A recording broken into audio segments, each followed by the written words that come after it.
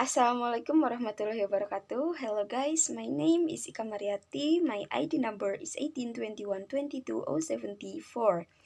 So here I, as a last presenter, will deliver about the framework of course development processes.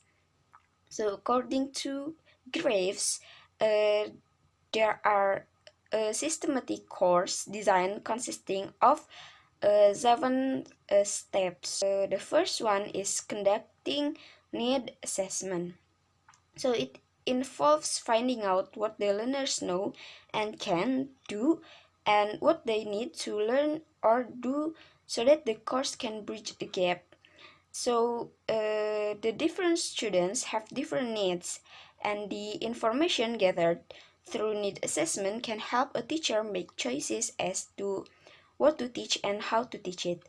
And then need assessment can include input from students as well as from the various people connected to the course, such as teachers, parents, or administrator, and the employers.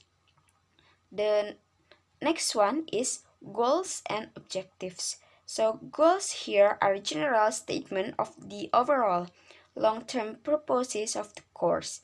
And then objectives express the specific ways in which the goals will be achieved. So clear goals and objectives give the teacher a basis for determining which content and activities are appropriate for her course. And then the next one is conceptualizing the content.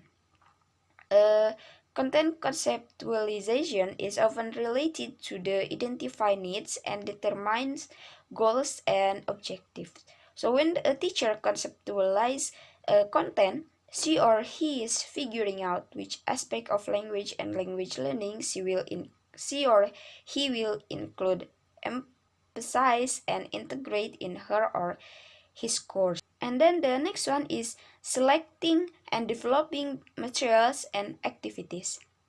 So it is something concrete that students use, and it provides a focus for the class.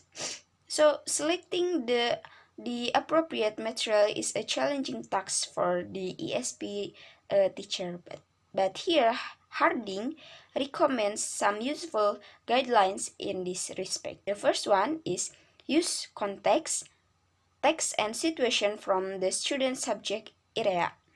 And then the next one is exploit authentic materials that students use in their specialization for or vocation, and do not be put off by the fact that it may not look like normal English. And then the next one is make the text authentic as well as the text. Get the students doing things with the material that they actually need to do in their work. So the ESP teacher needs to select suitable materials that are relevant to the course objective and language content. The next one is organizing the content and activities. So Bas Trukman in 2010 assert that the course designers should decide about 1.